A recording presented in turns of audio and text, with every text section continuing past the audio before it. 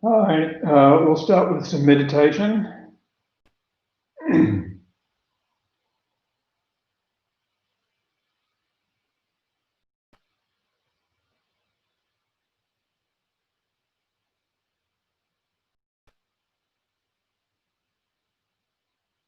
So we sit with a straight back.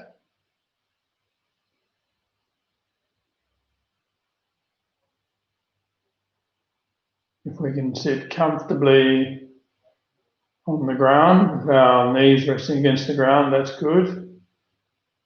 Otherwise, sitting in a chair is fine.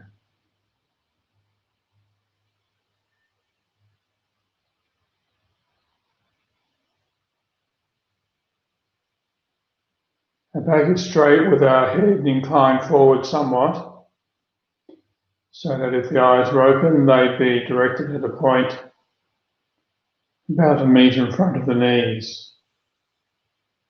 Hands are folded in the lap, with the right hand resting atop the left, thumbs touching gently, elbows held away from the sides of the body. The mouth is resting shut in a natural position, with the tongue against the front upper palate.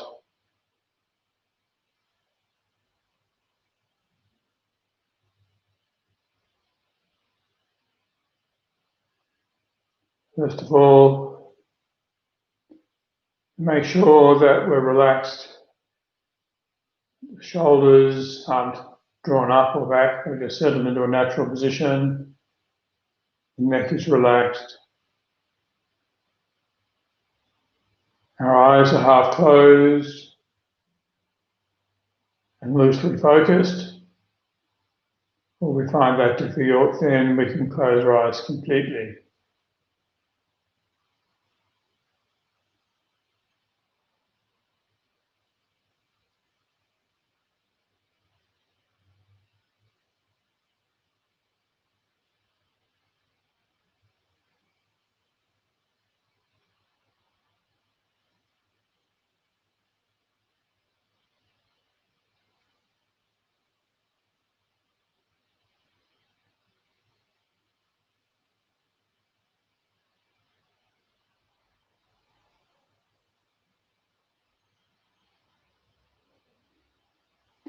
Usually our mind darts around from this subject to that subject. But when we're meditating,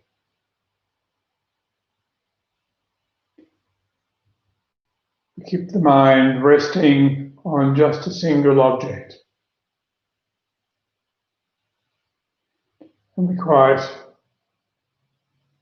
intentionally counter the mind's natural tendency to worry and to be agitated, to move from subject to subject.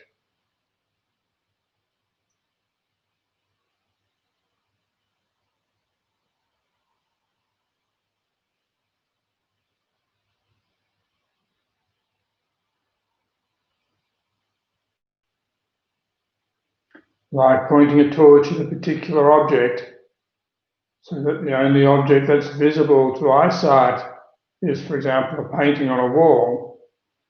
Like that, we direct our attention, our focus, to the breath, with the objective that the only thing that appears to mind is the breath.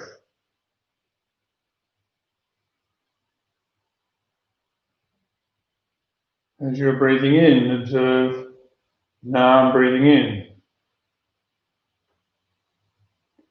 As you're breathing out, observe, now I'm breathing out.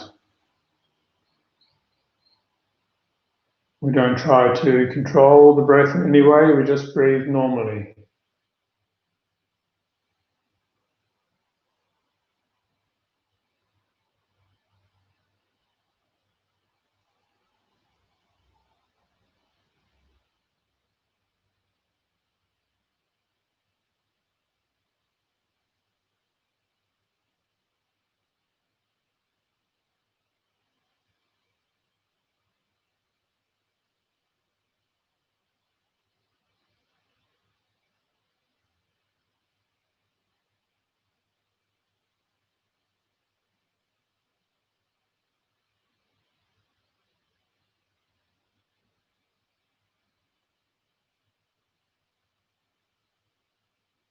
Should you become distracted with the mind wandering off to something else, then recognizing that one has lost the object, we bring our mind back and focus it on the breath.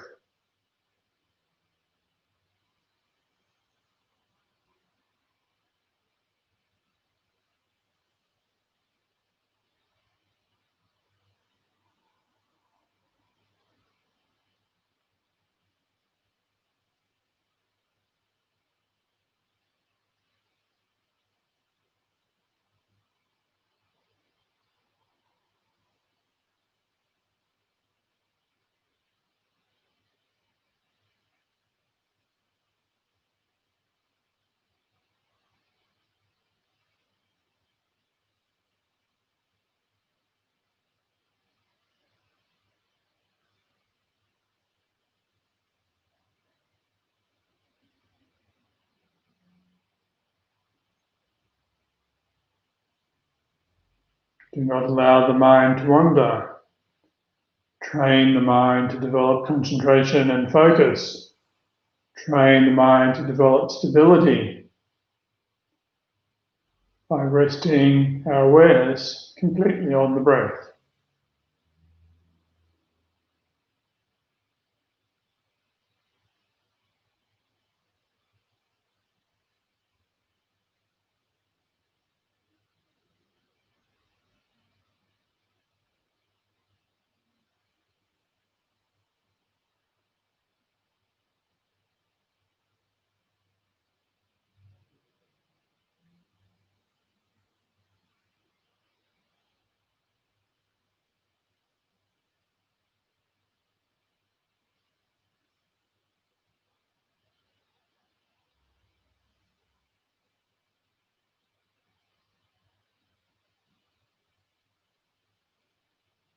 Now we combine visualization with breathing, and we focus our attention primarily on the out-breath. As you breathe out, visualize that you breathe out all worry, anxiety, tension and stress, confusion, fear. In brief, all negative minds and all unhappiness. We breathe out in the form of thick black smoke, thick charcoaly smoke. The smoke, this negativity is expelled through the nostrils. And as we exhale it, it disappears and dissolves into empty space.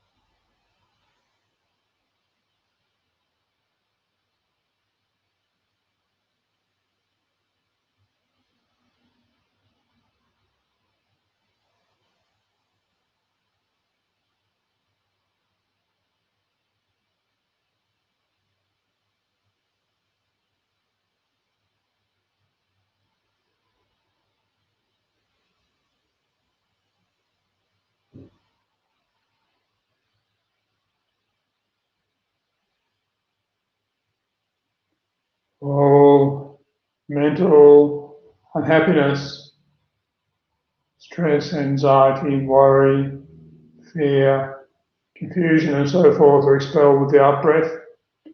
Also, all tension and ill health within the body similarly are expelled. This thick black smoke leaves through the nostrils and then disappears into empty space.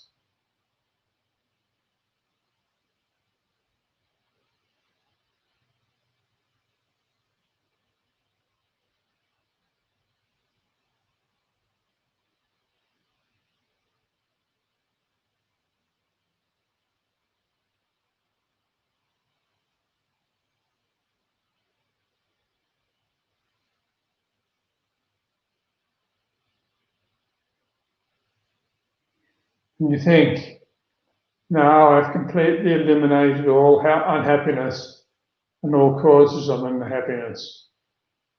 All physical stress, disease, sickness, all are completely eliminated.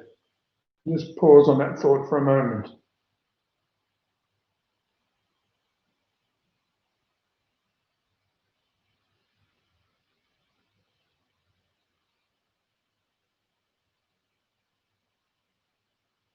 And we turn our attention to the in-breath. And as we breathe in brilliant white light and nectar through the nostrils, which completely fill our body and mind with white light and nectar. We breathe in all good qualities, all happiness, all cause of happiness, good health, long life, and so forth, are inhaled in the form of brilliant white light and nectar.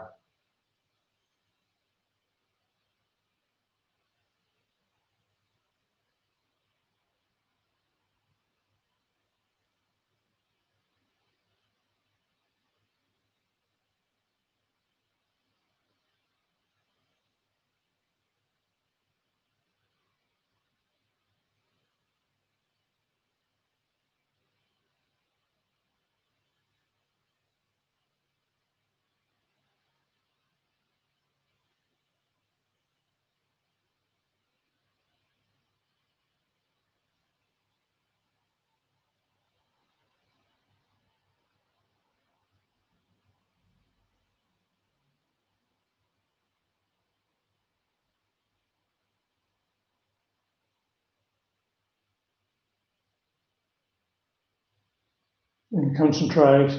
Imagine the body and mind are completely filled with brilliant white light and nectar, completely cleansed, pure,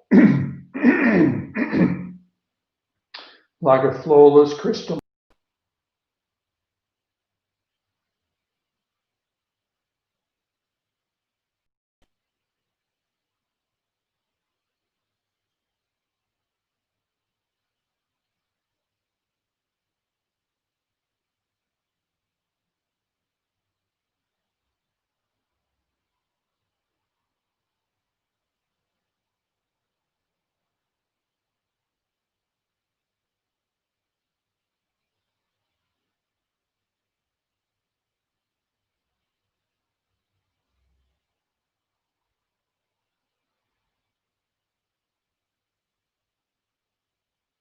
And then we release our concentration.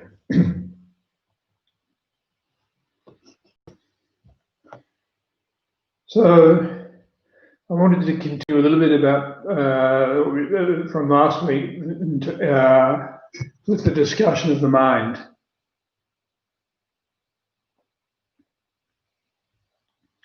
So we described the mind, I described the mind as that which is clear and knowing.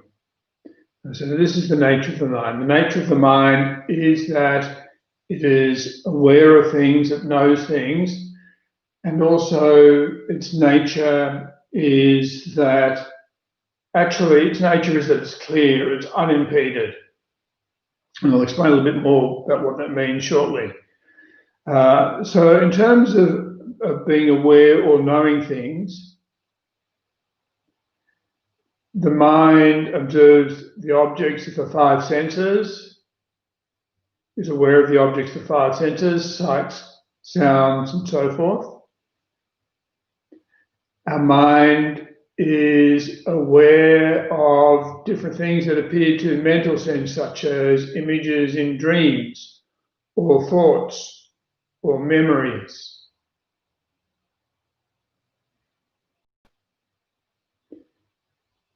With all of these objects of awareness, the mind responds, it classifies these objects as being positive. They make us happy. They give us a nice feeling. Negative, we don't like them. And neutral are neither of those.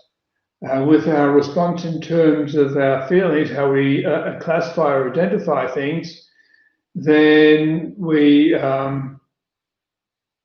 it brings us happiness or unhappiness. So these states of happiness or unhappiness are states of mind. And then based on happiness, we want more and more. Based on unhappiness, we want to be free of those things. In terms of all of our experience, there's the external.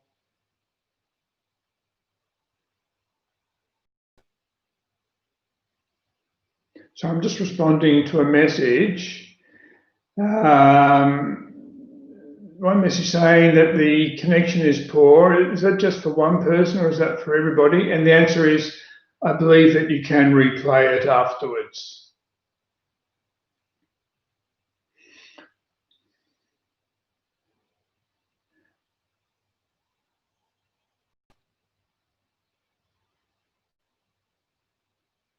So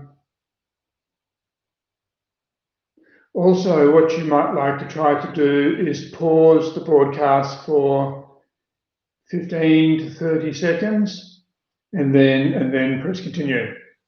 Okay, happiness are responses of mind which are triggered by appearances to mind. So we might be having a perfectly happy and pleasant day.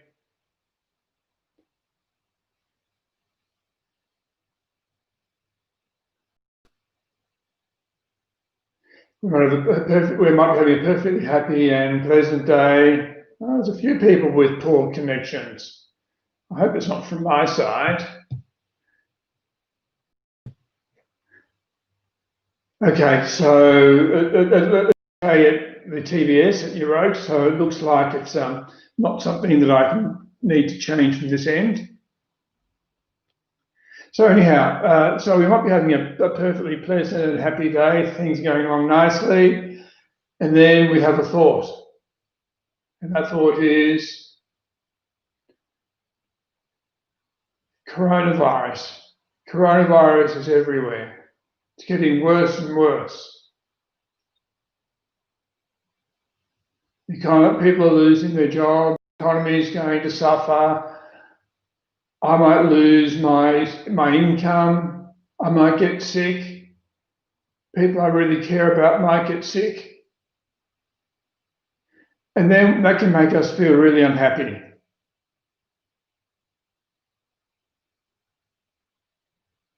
Through having this thought, which may be quite a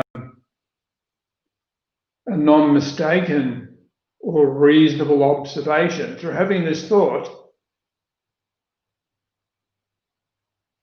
then we think, oh, that's terrible. I'm going to lose my income. If I lose my income, I won't be able to pay my mortgage.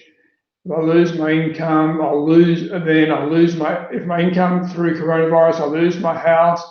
All of these bad things are going to happen. So from cruising along quite relaxed and happy, then there's this trigger, which is some thoughts about things and something about coronavirus, and then we become worried and unhappy.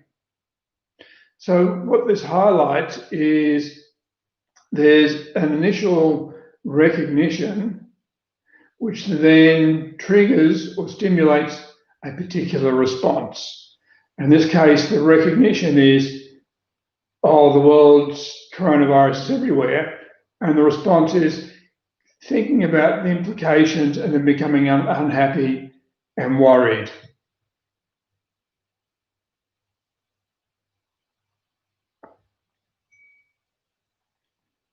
This is all mind. clearly the thought is just mind and the response is just mind. So actually, it's like that with all of our mental experience. All experiences have some sort of stimulus or trigger, such as a thought about coronavirus, or seeing somebody that we really love, that we're very attached to, or conversely, hearing or seeing somebody that we really despise, who causes us all sorts of problems, and so forth.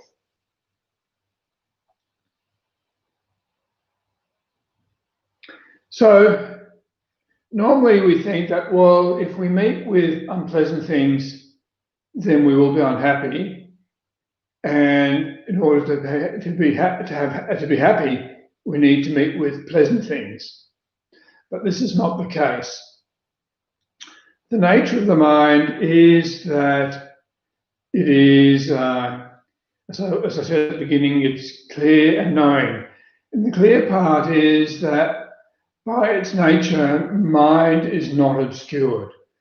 So by way of example, if we have a glass of water and it's filled with silt, with sand, and it's stirred up, then the water appears muddy and opaque. The glass, it's a nice clear glass, and you can't see anything, it's blocked, you can't see through it. But if you allow the water, the silt and the sand and the mud to settle, the water becomes clearer and clearer and clearer until it becomes completely clear, unobscured. So the nature of water is that it is clear. Similarly, the nature of mind is not to be sort of confused and worried and unaware or ignorant about things. This is not our nature of our mind. The nature of our mind actually is clear and luminous. So if we allow the negativity within the mind step by step to settle, then our mind becomes clearer and clearer. Negativity becomes less and less, and the actual real nature of mind is revealed.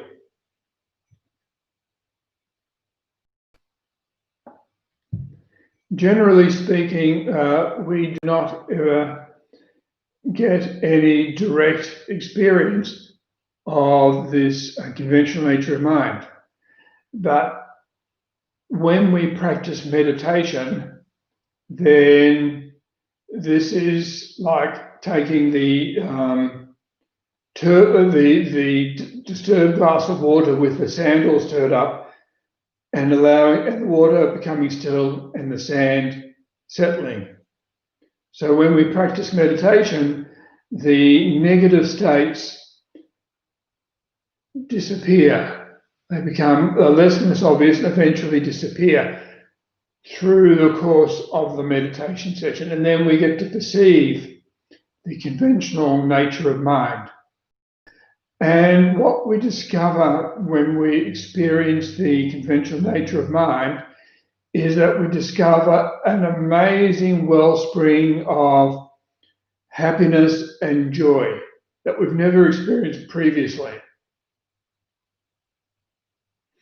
And then through this experience, we gain direct personal experience of how meditation brings happiness and how meditation removes unhappiness.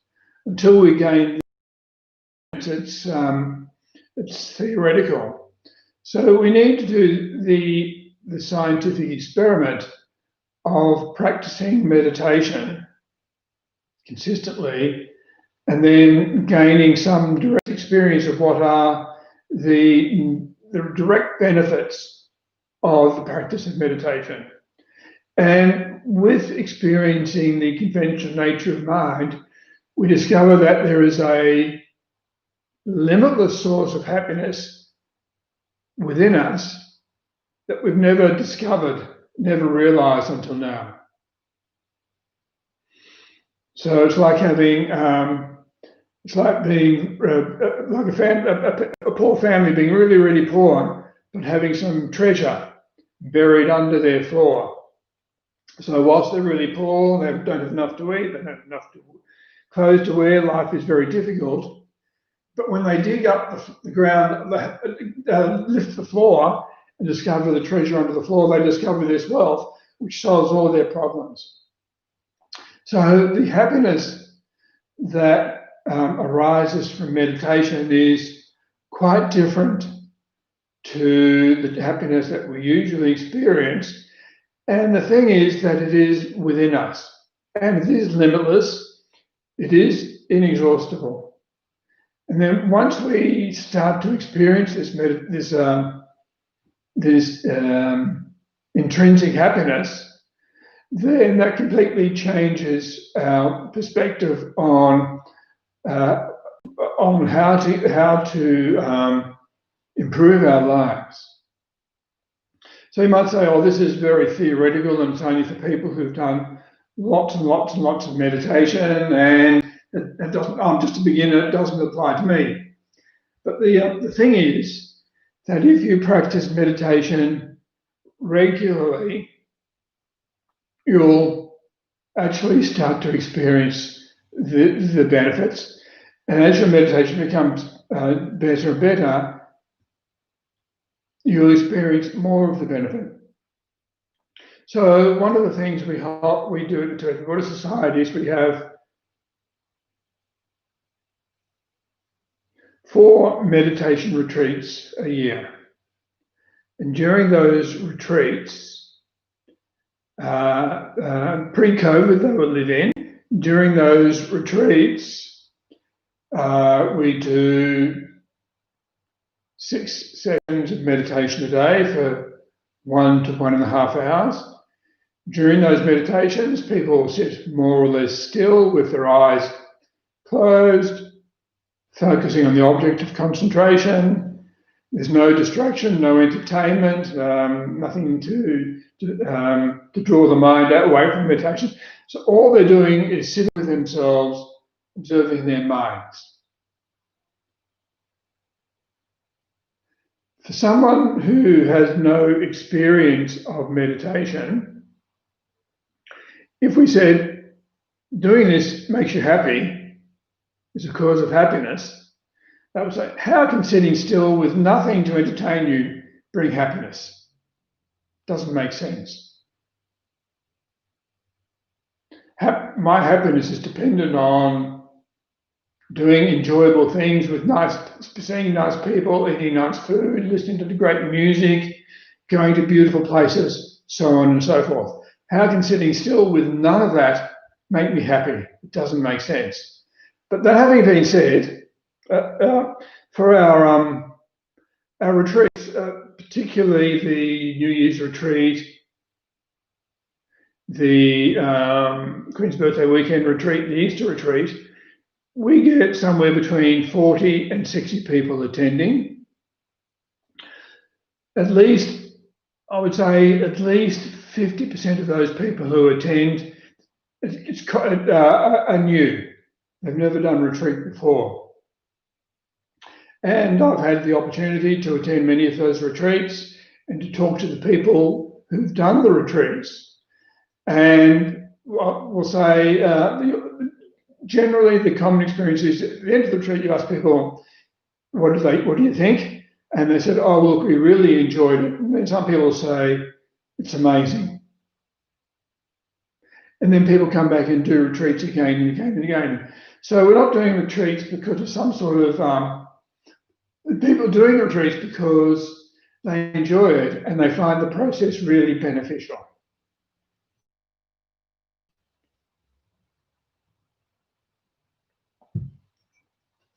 And also, they discover a source of happiness which is they carry within them. And if we have that, if we rely on the happiness that abides within us, we don't have to do anything special to experience the happiness. It's with us all the time. Because our mind is with us all the time, and because the nature of our mind is that it is clear and luminous, we actually have a wellspring of happiness that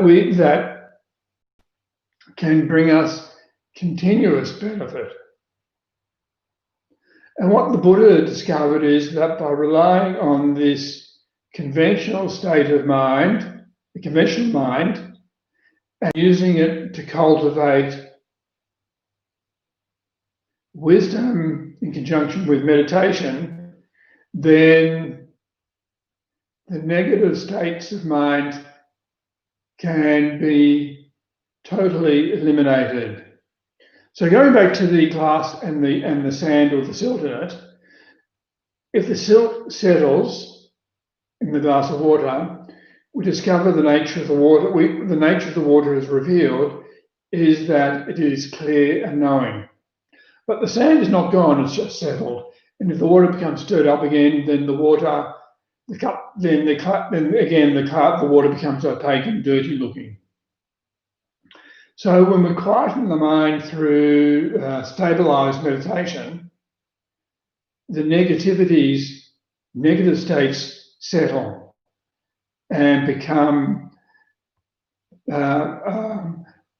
barely manifest, or perhaps completely non-manifest, not appearing whatsoever. But after the meditation, then again the mind becomes distracted or agitated or whatever, and then negative states of mind reappear.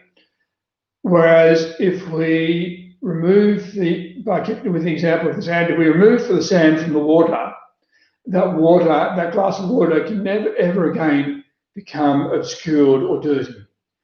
If we remove the negative stains from the mind through meditation on wisdom, those negative stains are gone forever. They can never come back.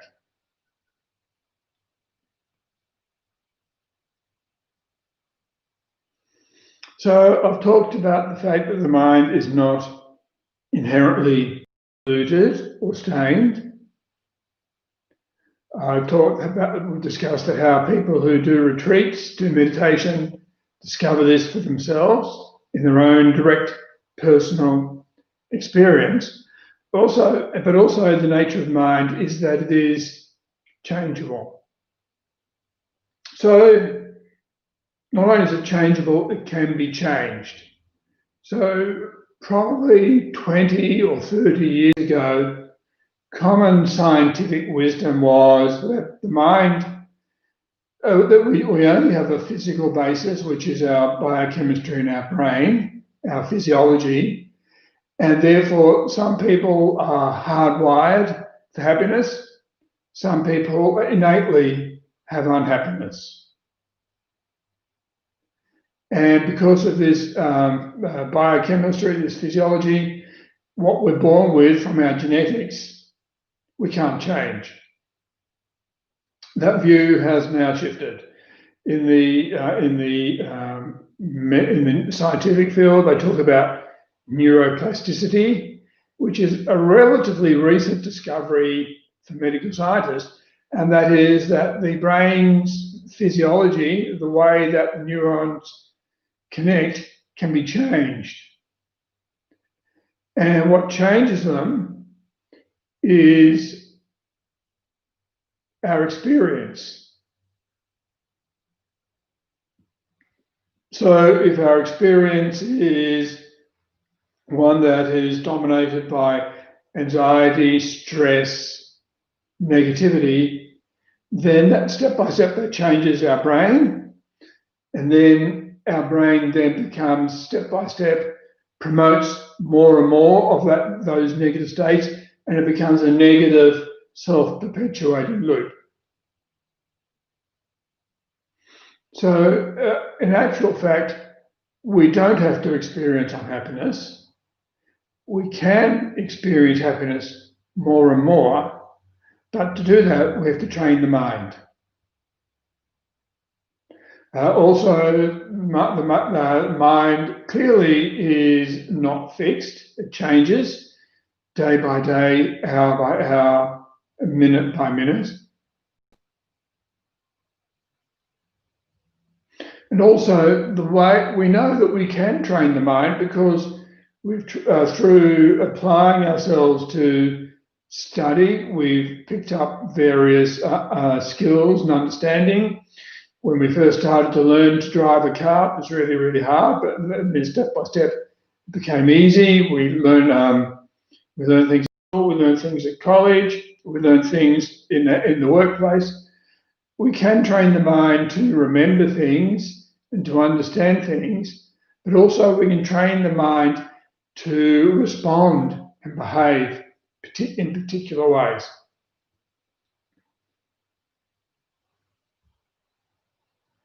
So training the mind to training our responses means we need to understand and to recognize those things which are harmful to mind, and then start to counter them. And then we have to understand those things which, so for example, we know by way of analogy, we know that eating particular types of food, trans fats, fatty food, lots and lots of sugar, or lots of sugar, or by smoking, those sorts of things, they harm the body, and therefore the way to promote good health is to stop those negative things. And similarly, we know that eating healthy food, getting good sleep, good exercise, being physically relaxed, stretching makes the body healthy, and we start to do the positive things which promote good health and hopefully a long life. So like that also with mind, we need to recognize the negative things and stop them.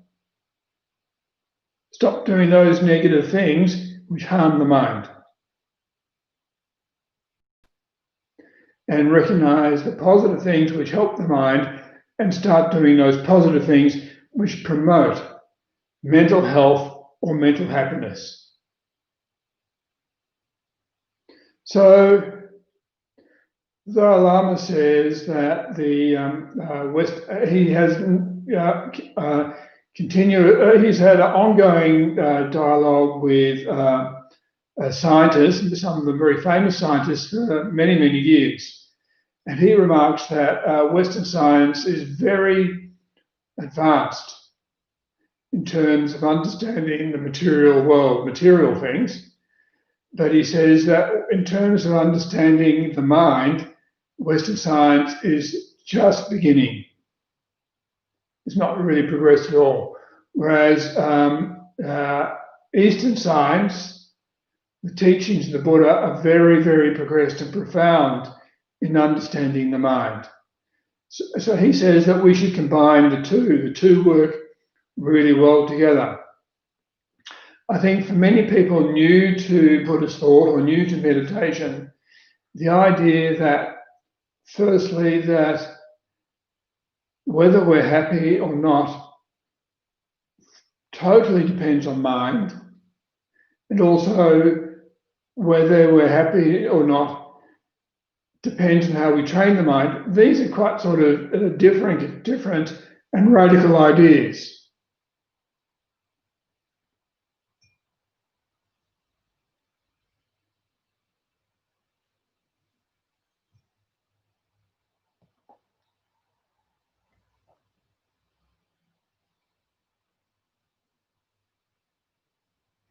So the mind is subject to non-deceptive relationship between cause and effect.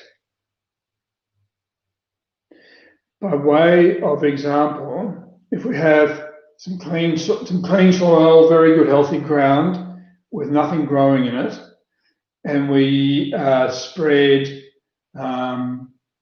wheat grain, then the ground might, the ground might remain, nothing might grow until there's sun and water. But when sun and water, when there's rain and when there's sunshine, these wheat seeds naturally grow into stalks of wheat. They never ever grow into rice or barley or prickly pear or Patterson's curse or some other negative thing. On the other hand, if we have this beautifully red fallow ground ready to be sowed, and we spread weed seeds, those weed seeds will never ever grow into rice, wheat, beautiful flowers. They can only ever produce weeds. So like that, with every moment of thought, we're implanting within the mind different types of seeds. Those seeds of mind are carried within the mind, and at some later time, they produce an experience which is negative, unhappiness, positive, happiness, or neutral, neither of those two. If the seeds are negative, they can only ever produce negative experience. And contrariwise, if they're positive, they can only ever produce positive experience. So this is the example of the fact that the non-deceptive relationship between cause and effect. So given that we want happiness, given that negative minds create unhappiness by their definition and positive minds create happiness, we need to first of all understand what are these different minds, how do they operate, why are they respectively negative or positive, and then how to start to train the mind, to train ourselves step by step to eliminate these minds. So we may have the ground and there's lots of weeds. If we pull out the weeds, then they're gone. And if we work assiduously to remove all the weeds, then ultimately we have perfectly good ground with no weeds, which can grow beautiful crops.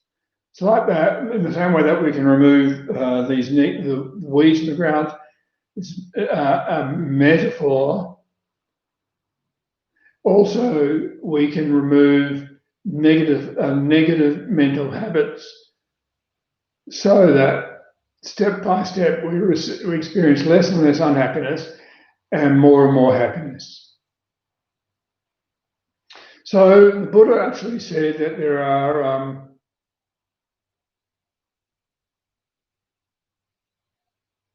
82,000 negative minds, and there are similarly 82,000 positive minds. And then he said these negative minds. So the Buddha studied from many gurus, many teachers across India, and then spent 6 years of research in meditation retreat, hardly eating at all for 6 years. And through this research, the nature of his own mind and the causes of his happiness and unhappiness became apparent to him. So he said there's these 82,000 delusions. These delusions can be divided into 3 main categories. So, and they are anger, grasping, and ignorance.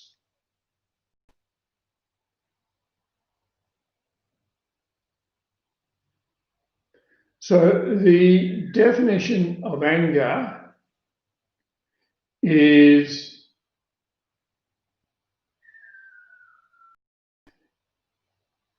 as a consequence of encountering an unpleasant object, the mind exaggerates the negative characteristics, the negative aspects of this perceived object, develops a completely exaggerated and distorted view of these negative traits, and then becomes very, very unhappy and wishes either to harm or destroy the negative object, or to get away from it, to be averse, to get away from it as quickly as possible.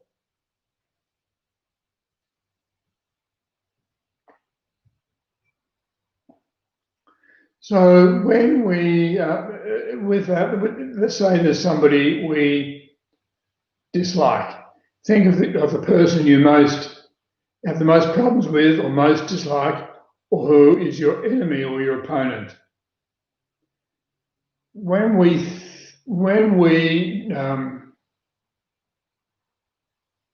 ruminate or think about that person, we only observe their negative characteristics. We think about how their shape, their appearance is unpleasant. We think about how the sound of their voice is unpleasant. We think about how their taste, the type of music we don't like. We think about their behaviour. We don't like how they behave. We think about their friends and their associates. We don't like the people that they associate with. We don't like their clothes. We don't like their handwriting. We don't like their name. So, and we just and we don't like the name so much that if we meet anybody else who has the same name, our natural response is to be uncomfortable. If we hear somebody name that person, oh, did you hear that Dorji did this? We don't like hearing people talking about this person.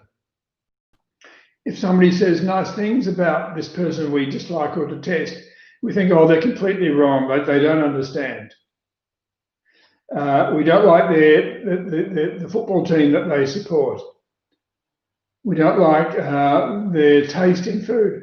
All of it, we can, it's endless, the number of things that we can find to dislike about this person. Most of what we see as negative in that person is completely a mistake, totally a mistaken viewpoint. It's a creation of our own mind, such as, for example, that their name is bad, or their football team is bad, or their friends and family are bad. This is all completely projection from our own side, nothing to do with reality. And then that's not to say that the observed person is totally flawless, but the flaws that we see in them, we exaggerate. So small things become unbearable for us. The sound of the voice through anger, through negative mental projection, the sound of their voice becomes unbearable. Being in the same, so let's go back objectively. If we're in the same room as somebody else, a random person, and they're not doing anything that affects us anyway, they're being in the same room as they has no effect on our mind. Should have no effect. But when we're in the same room as the person we detest, we hate it. We feel really, really, really uncomfortable. All we want to do is get away from them. So the way that anger works is it's like getting some glasses, which are clear, like our clear mind, and putting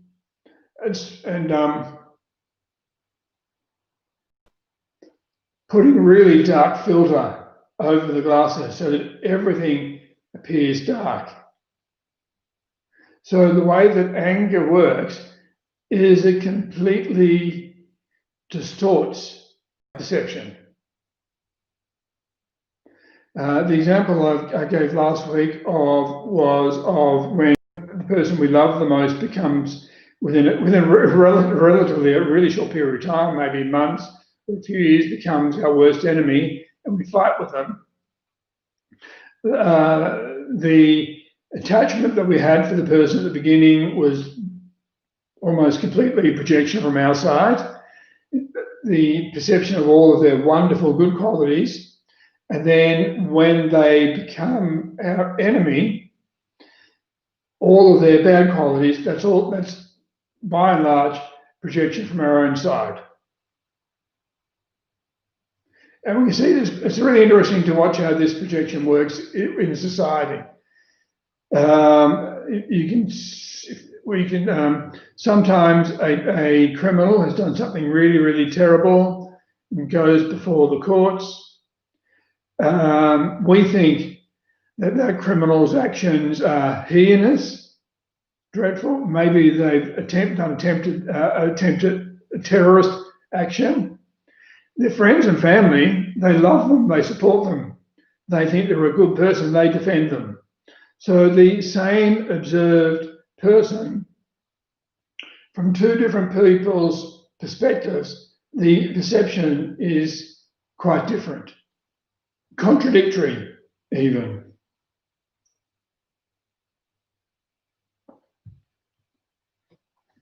So this explains how anger works, how anger functions. And you might say, well, so what? The so what is that anger causes us immeasurable harm. So let's say that somebody makes a statement about us, makes an observation about us. That observation is an expression of words. Behind that observation is some sort of concept or thought. If that observation is critical of us, is saying something negative about us, those words need not cause us any harm whatsoever. The words themselves are not, by their nature, harmful.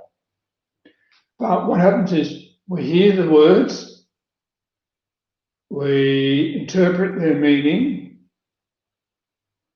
and then we read into the meaning, oh, this person has said these completely wrong things about me, or really harmful things about me, or things that completely are wrong, that I'm not like that. Then we think this person has hurt me. And then because we have this particular idea about ourselves and what the person has said maybe contradicts our conception of ourselves, we think, oh, maybe this person is trying to harm me, and then we become upset. So that upset is an example of the function of anger. On the other hand, another person might hear a similar type of criticism directed towards them, and they might think, well, a couple of possibilities. Well, criticism's not wrong, they're mistaken, so I'm fine. Or that criticism, yes, there's some truth in that. I need to do with that. I need to deal with that. So, and then they don't become upset or angry at all. So depending on our response, if we become angry, the words hurt us. If we don't become angry or upset, the words don't hurt us. If we only become slightly annoyed, the words only slightly harm us. So if somebody does something to motivate and to hurt us, to harm us, whether or not it causes any harm doesn't depend on the action of the person. It depends on whether we respond with anger.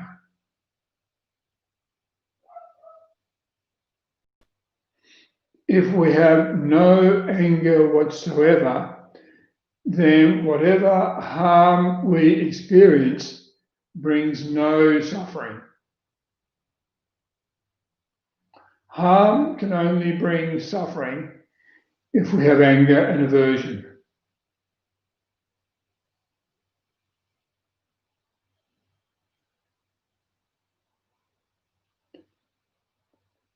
So I said that anger is the most damaging of negative minds, because what happens when we experience something that we don't like, somebody does something to us that we don't like, we become annoyed, and then we focus on this perceived harm.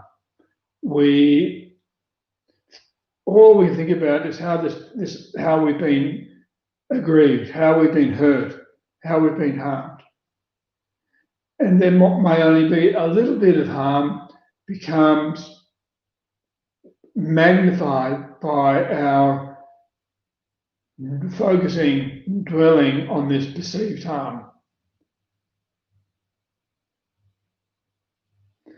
And so something which may or may not actually be in its nature been harmful at all, depending on our angry response, it is perceived as harmful, and then its harm gets magnified. How much that thing hurts us depends on the strength, entirely depends on the strength of our response to it.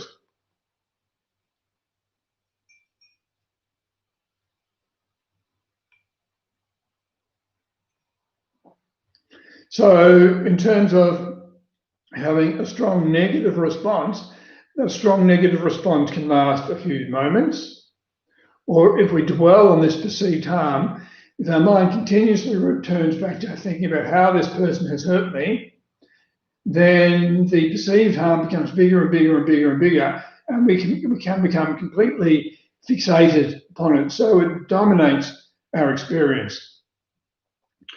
If we may be doing something which normally we find really, really pleasant and enjoyable, maybe watching a nice movie, these days not going to the movies, or enjoying a nice meal, or listening to some nice music.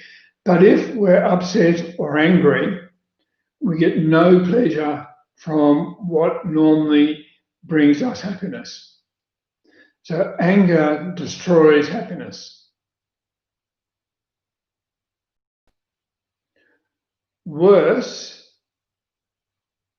through anger, we become irrational. Our judgment, the best part of our human nature, our ability to apply our intellect to understand things is damaged or destroyed whilst we're upset or angry. So through being upset and angry, we think, he's hurt me, I'm going to hurt him. And then the person says something hurtful.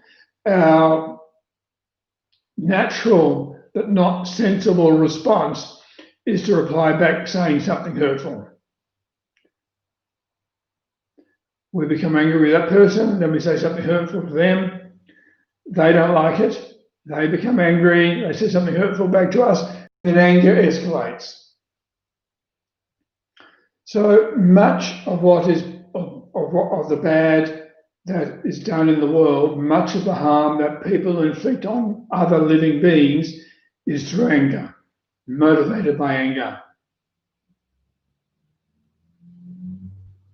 Such as wars, the Bosnian War, what was in Yugoslavia, the Vietnamese War, the Second World War, the First World War, the more recently the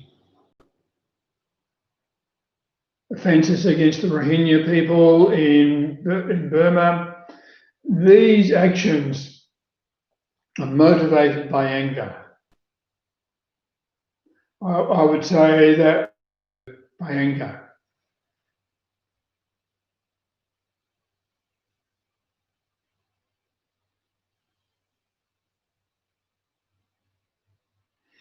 So people who love each other can end up hating each other because of anger. And through hating each other, they do terrible things to one another. One partner kills the other partner, maybe kills their children through stupid anger.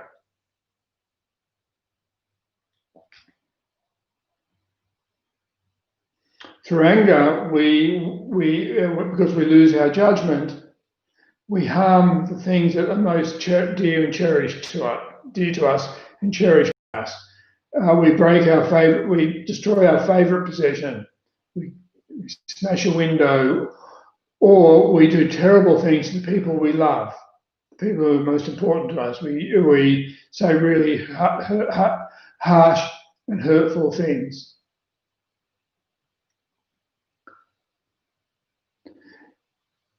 The way that the mind functions is that when we have anger, and then when that anger starts, at its beginning is a tiny seed of dislike. And through inappropriate attention by the mind, that seed, that tiny flame, becomes very, very big, very, very quickly. So this angry mind creates a negative mental imprint. Every moment of anger creates a negative mental imprint. If the angry mind continues for a longer time, then it creates how the strength of the effect on mind depends on how long the negative mind continues. So if we're angry for just a moment, it's weak. But if we're angry for a few seconds, it becomes stronger. If we're angry for minutes or hours or days or weeks, it escalates. The imprint, the consequence in terms of future unhappiness becomes bigger and bigger and bigger. Also, the effect on mind depends on the intensity. So if we're a little bit annoyed, that creates a slightly negative mental imprint. If we're really, really strongly upset and angry, that creates a really strong negative mental imprint. So sometimes we're really stupid. Somebody does something that is hurtful. It hurts us at the time. It's finished. Then the event's gone, maybe the person's gone, we're no longer with them. We replay that experience in our mind, and it hurts us again. We replay again, and it hurts us again. And then we replay it, and we amplify how bad it was. So it hurts us even more. All of this mental activity is action from our side. It has nothing to do with the initial harm.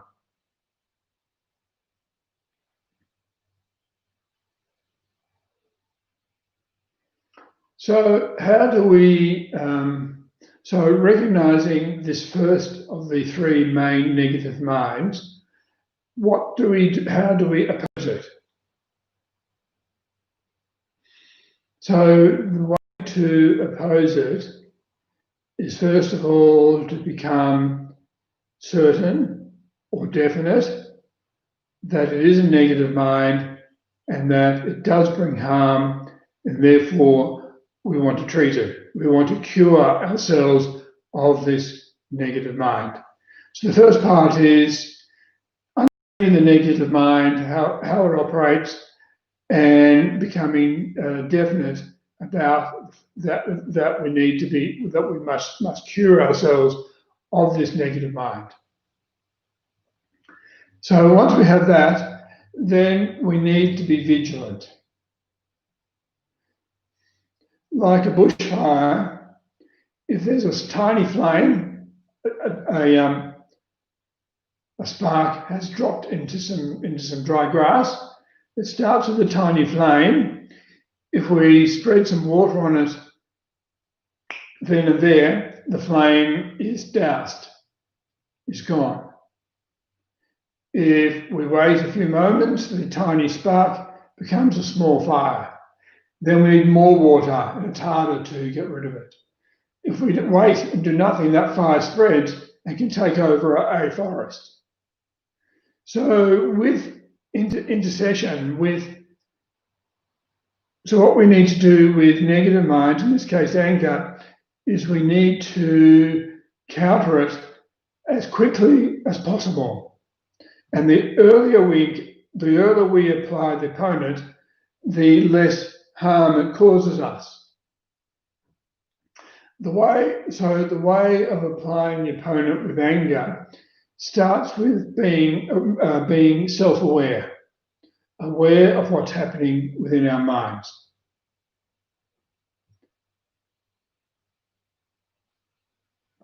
If we're not self-aware, when anger arises, we don't even recognize that we're angry, and therefore we do nothing about it. And then later on, after our pulse is settled, our blood pressure has dropped, things have returned back to normal, and we think, oh, I became angry. What an idiot. I should have done something about it. So the first part is being self-aware. So what is this self-awareness? This self-awareness is having one part of mind aware of what is happening within our mind, observing mind. This one part of mind then recognizes, oh, I'm starting to get upset or angry. Then it becomes, then we have this perception, this recognition, I'm getting angry. And even by virtue of having this recognition, anger is diminished, because it's like taking away the fuel that would allow the fire to grow. We've turned our mind away from the harmful, perceived harm, to something else, and that naturally has a quietening or cooling effect on the mind.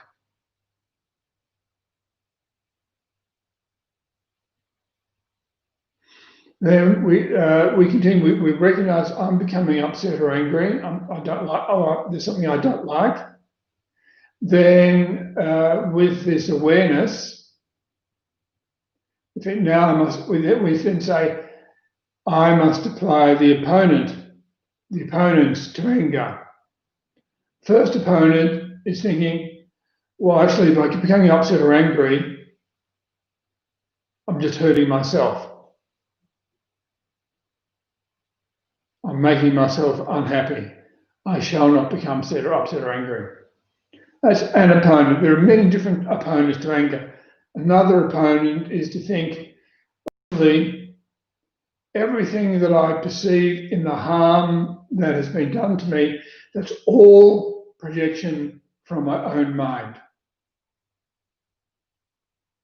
So to dislike another person or to dislike other people is really quite foolish, because by virtue of disliking them, by this very nature of having this dislike, it makes us unhappy.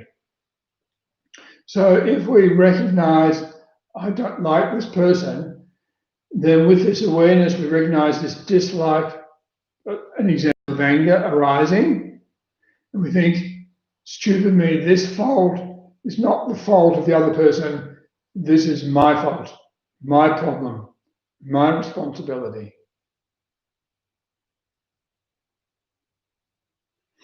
At least when we find ourselves becoming upset or angry, then if we can't apply any of if the other opponents are not working, then we can make our mind a non-responsive, non-reactive, like a rock or a piece of wood. Just not think about this perceived harm. Turn the mind to something else completely. Or we can cultivate a state of mind which is the direct opponent to the anger.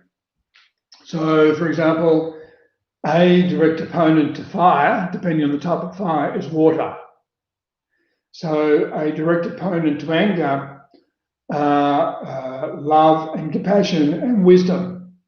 So we perceive something we dislike, and then we quite deliberately cultivate a mind which is the opposite of anger, which is either love or wisdom. So the world has limitless things and limitless opportunities and ways of harming us, of hurting us, of making us upset or angry. Whether we become upset or angry depends on us. It doesn't depend on those things.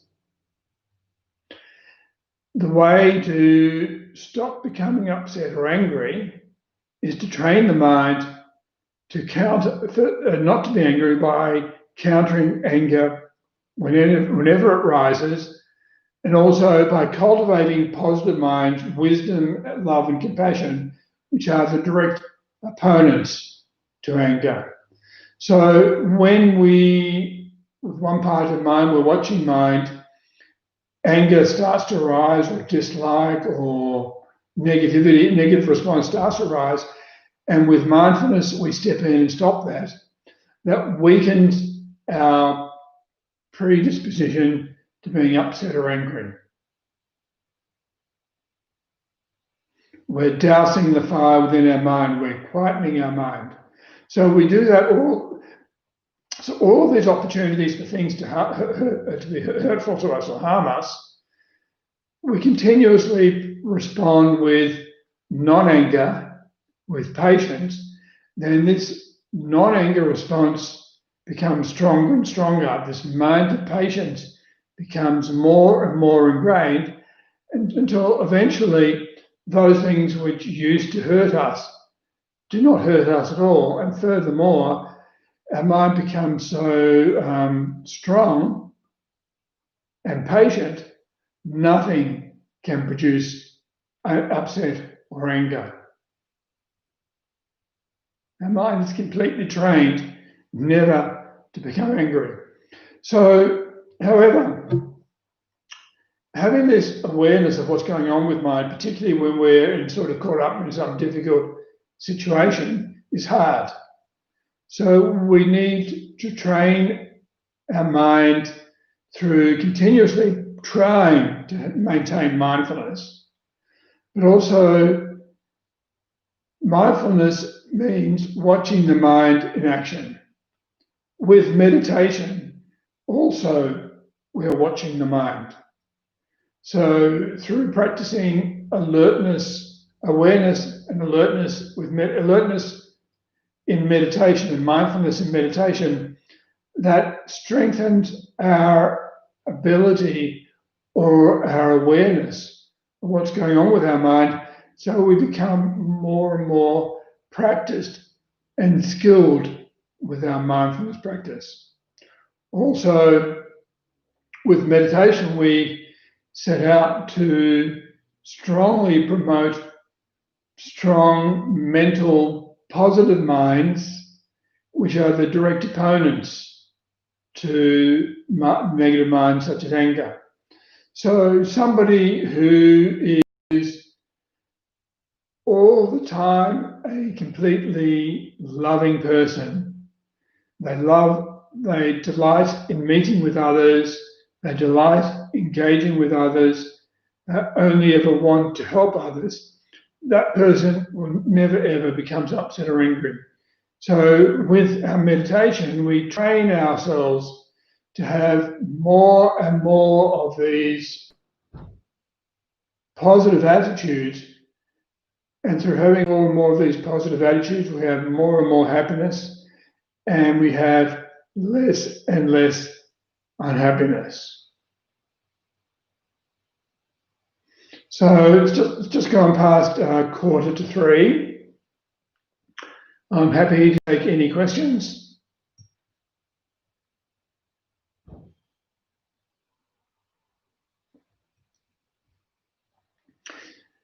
Do you find yourselves worrying about COVID-19? Is this worry helpful? would it be more sensible to recognize, yes, there is a problem, but then not to continuously, repeatedly return to the problem?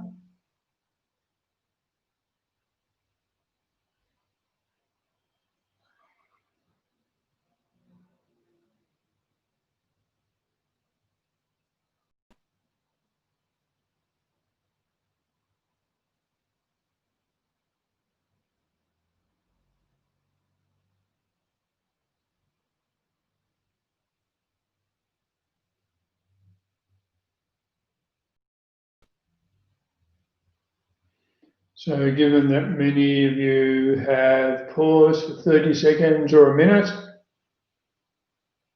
then I'm just waiting. I'll get if you have any questions.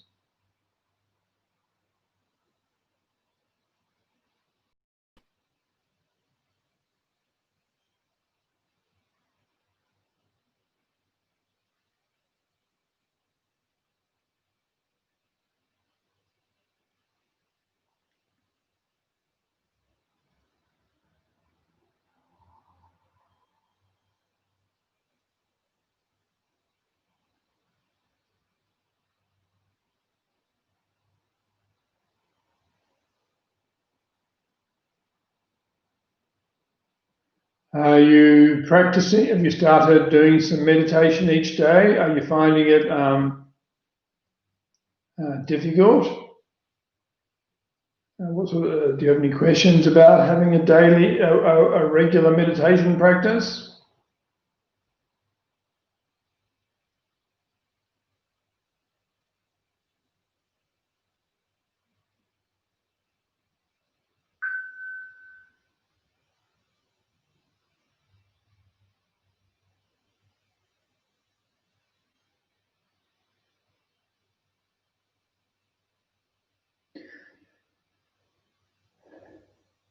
So awareness is being aware of what is happening in our mind.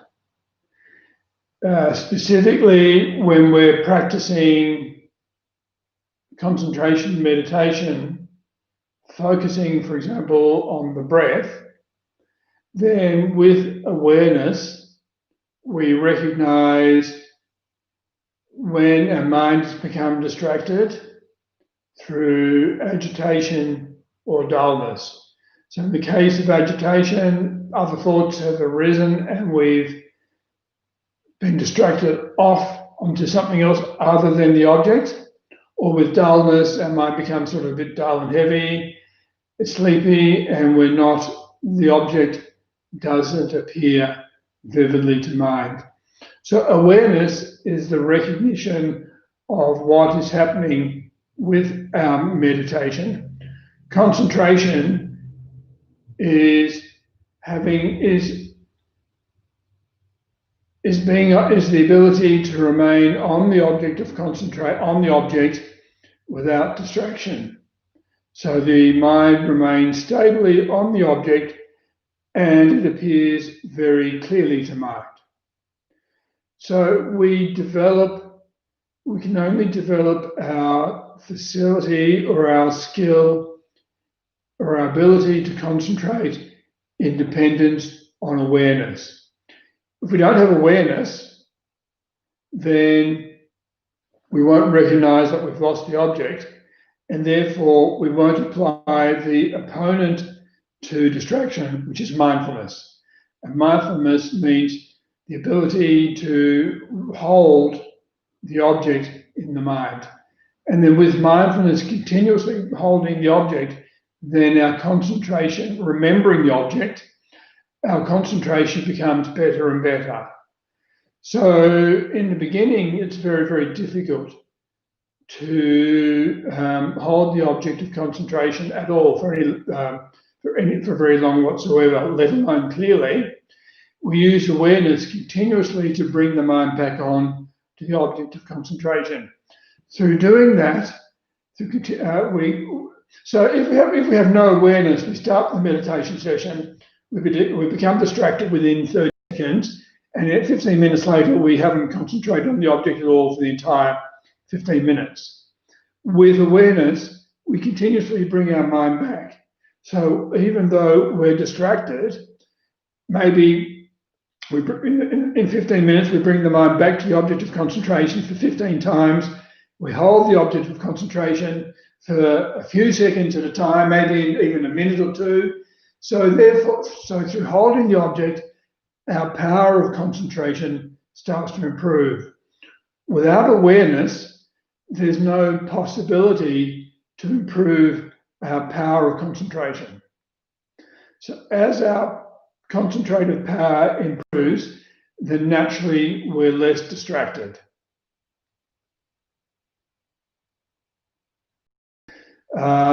And as we're naturally less distracted, we can hold the object for more clearly and for longer. Then as our power of concentration improves, awareness is less active.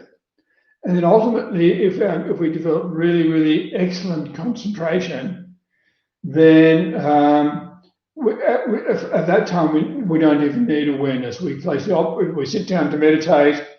We place our concentration on the object of concentration, and there's no interruption. There's no need for awareness, and then we can just hold the object effortlessly and clearly for extended periods of time. So that's probably a reasonably long explanation of the difference between awareness and concentration.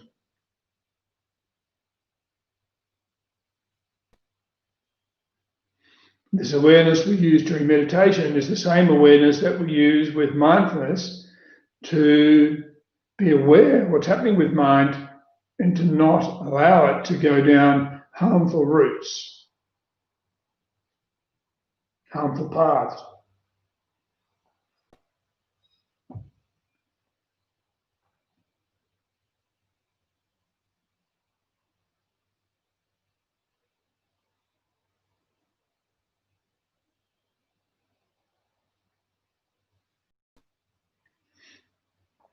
A previous Prime Minister, Bob Hawke, one of Australia's most popular Prime Ministers, eventually lost his position to Paul Keating, who campaigned against him.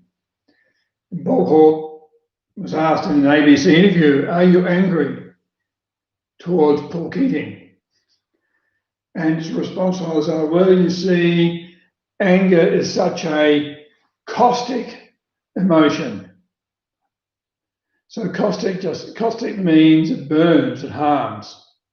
So what he was saying is that he's not angry because he recognized the harm that anger produces. Every moment we're angry, we're unhappy. Every moment we're angry, we have no enjoyment or happiness whatsoever.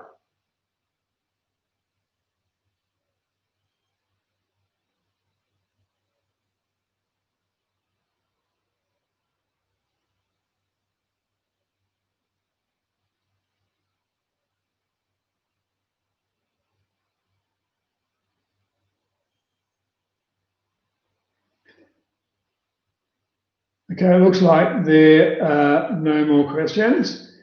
Thanks for joining us today.